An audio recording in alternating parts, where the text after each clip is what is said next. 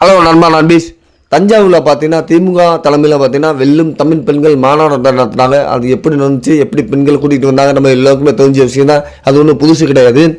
தொடர்ச்சியாக பெண்களுக்காகவே மாநாடு நடத்துகிறாங்க. என்ன காரணம் பார்த்தீங்கன்னா, எல்லா பெண்களுடைய வாக்கு வங்கியும் தளபதி விஜய் பக்கம் போயிடுச்சு. எங்கள் பக்கமும் பெண்கள் இருக்காங்க அப்படிங்கிறதுக்காண்டி தான் இந்த மாநாடு நடத்துகிறாங்க. அதுக்குலாம் எப்படி கூட்டிகிட்டு வருவாங்க, குப்பை வண்டியில், ஆட்டோவில், வேனில் ஒரு மாடை கட்டி இழுத்துட்டு வர மாதிரி தான் கூட்டிகிட்டு வருவாங்க. நம்ம எல்லாருக்கும் தெரிஞ்ச விஷயம்.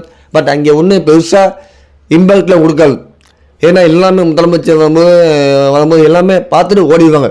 அவங்க பேசுகிறதெல்லாம் கேட்க மாட்டாங்க. தளபதி விஜய் பேசுறதுக்காக கூட்டம் காத்திருக்கு கோடிக்கணக்காக. ஆனால் அப்படி முதலமைச்சர் பேசும்போது எல்லோரும் பயந்து ஓடிடுவாங்க. அவளதான்டா பார்த்தாச்சு அவளதான்டா போய் கிளம்பிடுவாங்க, பசை பிடிச்சி கிளம்பிடுவாங்க. இதுதான் நடக்கும். ஆனால் அங்கே ஒரு அக்கா மட்டன் பிரியாணி சுட சுட இருக்கு. எல்லாம் நம்ம முதல்வர் கொடுத்தாரு எங்களுக்கு. லட்டு இது வந்து மிக்சர், மாசா கூல் ட்ரிங்க்ஸ் பாத்துக்கோங்க. எல்லாம் குடுக்கலன்னு சொல்லுவாங்க. நாளைக்கு என்ன குடுத்தீங்க பையிலன்னு கேட்பாங்க. தண்ணி பாட்டில் பாத்துக்கோங்க. அவர் வந்து விஜய் தூக்கி போட்டாரு ஸ்டேஜ்ல இருந்து, மக்களுக்கு குடுக்கல. எந்த மாநாட்டுக்கு போனாலுமே கூட்டிட்டு கொடுப்பாங்க, ஸ்நாக்ஸ் கொடுக்க தான் செய்வாங்க. உங்களை எப்படி கூட்டிட்டு வந்தாங்க அதை மாதிரி சொல்லுங்க. எவ்வளோ கொடுத்தாங்க, எப்படி கூட்டிகிட்டு வந்தாங்க, அதை மாதிரி தெளிவாக சொல்ல வேண்டியதானே. நீங்கள் ஒருத்தர் மட்டும்தான் கூட்டிச்சு கொடுத்தாங்க, அது கொடுத்தாங்க, இது கொடுத்தாங்கன்னு சொல்கிறீங்க. ஆனால் ஒரு பக்கம் அங்கே அழுது கதவு கிடக்கிறாங்க. பிரியாணி கொடுக்கல, சாப்பிட முடியல, பிரியாணி பூரா கீழே கொட்டிருக்கு.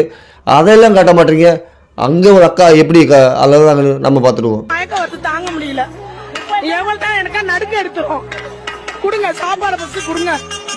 எவ்வளோ நேரம் தான் இது பண்ணுறது. அலைய விட்டுட்டே இருக்காங்க. எவ்வளவு நேரம் நிக்க முடியும்.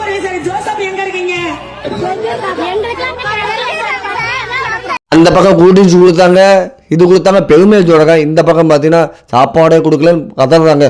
கூட்டிட்டு வந்தவங்களுக்கு கூட ஒழுங்கா மரியாதை இல்லை. இதெல்லாம் ஒரு மாநாடு தோல்வியில் முடிஞ்சு போச்சுங்க எல்லாமே.